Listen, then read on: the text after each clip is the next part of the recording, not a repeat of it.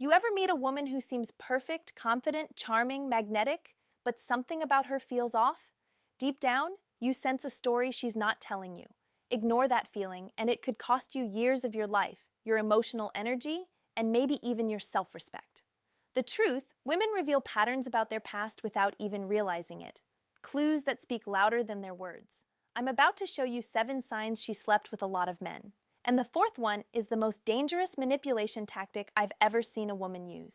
As a relationship coach, I've watched countless men realize too late they ignored the signs.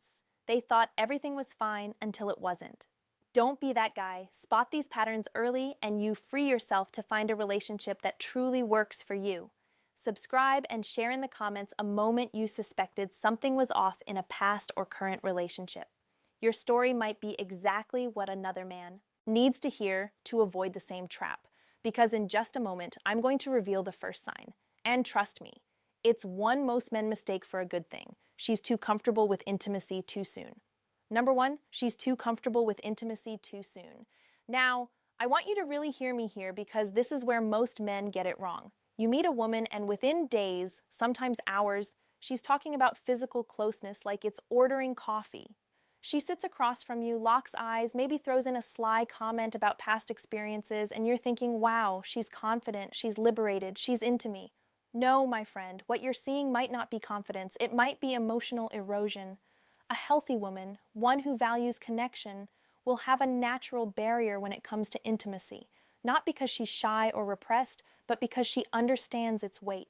She knows that real closeness is meant to build over time, layered with trust, vulnerability, and emotional investment. When that barrier is missing, it's not liberation, it's a red flag. It means those boundaries have been crossed so many times they no longer exist. Think about it like a lock that's been forced open too many times. At some point, it doesn't protect anything anymore, it just hangs there, useless. That's what happens when a woman has repeated high-intensity encounters without the emotional foundation. The meaning is stripped away, and intimacy becomes mechanical. Something to do, not something to feel. Watch the little signs. Does she blush when the conversation turns intimate? Does she have moments where she hesitates, where her body language says she's processing what this means? Or does she glide through it like she's been down this road 1,000 times? Does she casually brush your knee, lean in just enough to make you feel the spark without the slightest flicker of vulnerability? That's not chemistry. That's muscle memory. The real danger? You'll mistake her lack of modesty for deep connection. You'll think, we've got this crazy spark. It's fate. But the truth is, she's reenacting a script. She's played before, and you're just the latest co-star. The words feel familiar to her because they are familiar. The rhythm, the timing, the way she touches you, it's all practiced. And here's what's brutal. When intimacy loses its emotional weight, it's almost impossible to get it back. You can't recreate the magic of firsts with someone who's made that moment a routine. You'll notice there's no buildup, no emotional tension, no sense of rarity. The bond you think you're forming, it's weaker than you realize because the glue, emotional exclusivity, is missing. So here's my warning. Don't confuse instant comfort with genuine connection. Just because she's willing to cross the line early doesn't mean she's choosing you. It might mean the line doesn't exist anymore. And if that's the case, you're walking into a relationship where the most important bond, the one that grows from intimacy, is already broken before you even begin. She carries a permanent emotional wall. Number 2, she carries a permanent emotional wall. This one is subtle and it fools even the most emotionally intelligent men. She can sit across from you smiling, laughing, engaging in playful banter. She might even share stories from her life, funny ones, charming ones, maybe even a few vulnerable moments that seem deep. But here's the truth. You're not getting the real her. You're getting the performance. A woman with a permanent emotional wall has mastered the art of letting you feel close without ever letting you be close. It's like she's giving you a tour of her house, but keeping every important door locked. You can peek through the hallway, admire the decor, maybe step into the living room, but the rooms where the real stories are kept, those stay shut. This wall is not the same as healthy boundaries. Boundaries protect you both while you get to know each other. This is different. This is a defense mechanism built brick by brick over years of bonding, deeply losing, and deciding never again. Every man before you has contributed to those bricks. Some through betrayal, others through breakups that left her raw. Now she's a fortress. You'll notice it when conversations start to hover on the surface. Ask her about her fears, her childhood, the defining moments that shaped her, and she'll pivot. Maybe she'll crack a joke. Maybe she'll answer in vague cliches. Maybe she'll subtly change the subject so smoothly you barely notice. But deep down, you'll feel it. She's holding something back. Here's where it gets dangerous for you.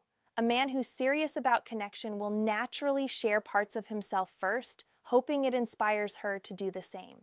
You'll open up about your struggles, your ambitions, your past heartbreaks, and she'll respond warmly, maybe even in a way that makes you think she gets it. But her response will lack matching depth. She's reacting, not reciprocating. Over time, this creates an imbalance. You're giving more than you're receiving. You're investing emotionally into a relationship that's capped from the start. And when conflict hits, as it always does, her wall becomes impenetrable. Instead of working through the problem, she might shut down, disappear for a while, or decide the relationship just isn't working. That's not because she's confused. It's because she's learned that staying behind the wall feels safer than risking intimacy. So pay attention. If weeks turn into months and you're still circling the same surface-level conversations, still feeling that invisible gap between you, no matter how close you get physically, it's not in your head, it's the wall. And loving someone who hides behind it will drain you slowly and quietly until you wake up realizing you've been alone the whole time. She has an overcrowded male network, number 3. She has an overcrowded male network. You've probably heard the phrase, they're just friends. And yes, sometimes that's true, but when a woman's social circle is heavily male, when her phone lights up all day with messages from guys you've never met, when she somehow has a story about this one male friend for every topic you bring up, you're looking at a pattern, not a coincidence. Here's what you need to understand. Women who constantly keep multiple men in their orbit aren't just naturally friendly. In many cases, it's a validation loop. It's about always having a stream of male attention flowing in, no matter her relationship status. It's a quiet, constant hit of I'm wanted, I'm attractive, I'm relevant, and that's addictive. Watch for the signs. She maintains contact with ex-boyfriends, plural. She has male best friends who have made it clear they'd take things further if given the chance. When you ask about them, she brushes it off with, "Oh, he's harmless," or "We've known each other forever." But the truth is, harmless men don't send midnight texts. Harmless men don't conveniently call when you're out of town. Another tell, her female friendships are minimal, strained, or practically non-existent. Why? Because close friendships with women require emotional reciprocity and depth. That's harder to maintain when you've trained yourself to seek validation in quick surface-level hits from men. Male friends don't usually demand emotional vulnerability. They just offer attention and often flirtation. And then there's the unspoken backup plan. You might think she's loyal and maybe she believes she is, but deep in her subconscious, she's keeping doors open. If your relationship ends or even hits a rocky patch, those friends can become replacements in a matter of days. She doesn't have to start from scratch. She just promotes someone from the roster. Here's the hard truth. A woman who's constantly plugged into a network of male attention isn't truly available. Not emotionally, not mentally, and no matter how much she insists, they're just friends. You'll always feel the quiet pull of competition, and that's not a foundation for trust. She uses intimacy as currency, number 4. She uses intimacy as currency. This one is dangerous, not just because it's manipulative, but because it's so easy to miss until you're already hooked.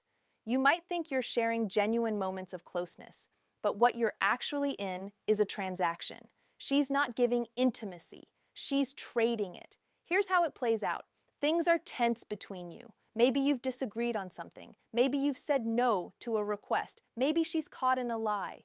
Suddenly, her body language shifts. She becomes softer, more affectionate, maybe even physically seductive. And just like that, the tension dissolves. You feel closer again. Problem solved, right? Wrong. The problem didn't go away, it just got paid off. On the flip side, when she's upset or wants to make a point, intimacy is the first thing she withholds.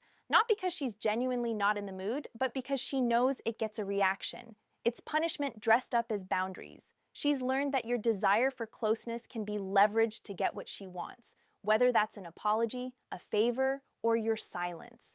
This is not natural feminine intuition. This is learned strategy. Women who have spent years in short, high turnover relationships often figure out which tools work fastest to regain control. And physical intimacy, when weaponized, is one of the most powerful. It's the ultimate bargaining chip because it taps into your biology, your emotions, and your ego all at once. The key word here is timing. Pay attention to when the affection flows and when it dries up. Is it spontaneous, or does it always seem to arrive right after you've done something she wanted? Does it vanish exactly when she's displeased? If the timing feels too precise to be coincidence, it's probably not. Because, make no mistake, when intimacy becomes currency, love becomes business. And in that kind of business, you're never truly an equal partner. You're just a customer who doesn't realize he's paying. She has mastered the art of reading and controlling men. Number 5, she has mastered the art of reading and controlling men. There's a difference between a woman who understands men and a woman who studies them. The first is natural. She's observant, empathetic, intuitive. The second is deliberate. She's been in enough relationships with enough different types of men that she's basically run her own private lab on male behavior, and now she knows exactly which buttons to press and when. At first, it feels amazing. She compliments you in a way that hits exactly where your ego lives. She notices the details you wish more people saw.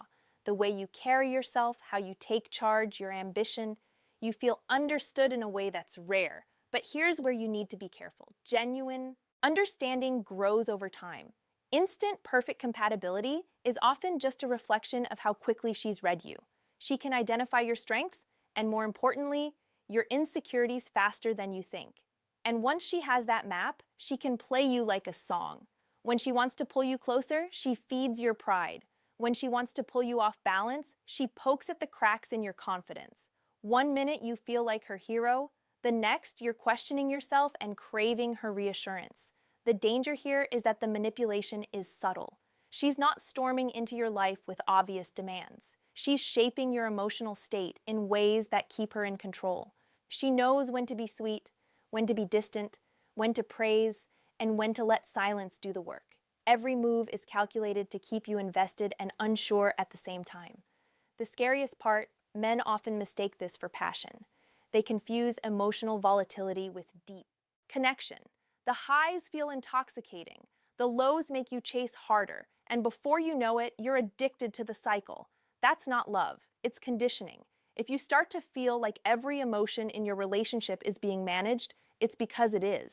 And once you see the strings, you can't unsee them. That's when you have a choice. Keep dancing for her approval or walk away and reclaim the control she's been holding all along. She has no shame or discretion about her past. Number 6, she has no shame or discretion about her past. Let's get something straight. This isn't about policing someone's history or expecting perfection. We're talking about the natural sense of privacy and selectivity that protects emotional intimacy. When that's gone, it says a lot about how she views connection and how she might view you. A woman with no shame or discretion about her past doesn't just share stories about her exes. She tells them casually, like she's recounting a weekend trip. She might openly discuss the number of people she's been with or give you vivid details about past relationships, almost as if she's trying to prove she's experienced. And here's the kicker. She sees it as a positive selling point. You'll notice there's no hesitation in her delivery, no softening of the language, no sense that certain things are too personal to broadcast.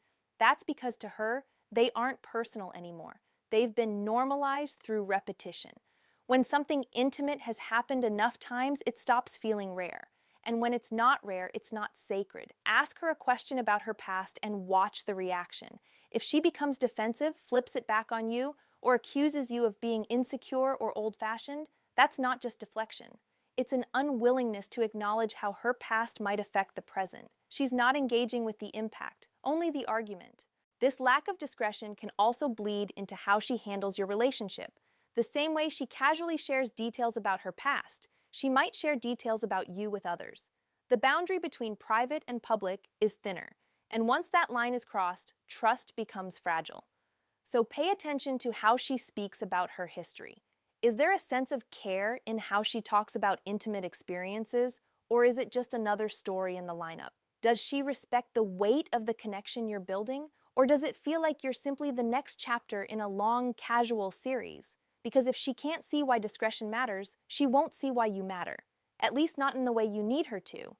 She has a history of short-term relationships. Number 7, she has a history of short-term relationships.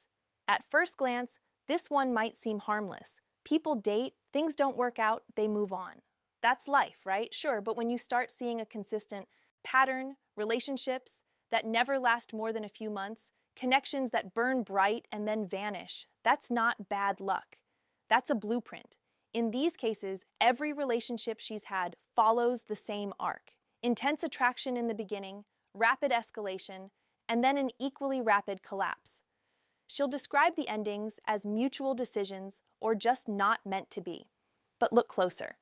The stories usually center on external factors, timing, circumstances, the other person's flaws, never on her own inability to build something that lasts. Why does this matter? Because real long-term commitment isn't built during the honeymoon phase. It's forged in the work that comes after. When conflicts arise, when novelty fades, when you're forced to navigate differences, that's where depth is formed. But if she's never stayed long enough to experience that stage, she's never developed the tools to handle it. This pattern also points to something deeper, a craving for the high of new attraction, the butterflies, the constant texting, the rush of being desired. It's addictive. And just like any addiction, once the buzz wears off, she starts looking for her next fix. The problem is lasting relationships require stability, and stability doesn't give the same rush as novelty. So what should you do? Pay attention to her relationship history, not just her stories about it. Ask questions, listen for patterns. If she's never had a relationship that made it past 6 months, that's not a random streak. It's a sign she's untested in the parts of love that actually make it last. Because once you see the pattern, you realize it's not about finding the right guy.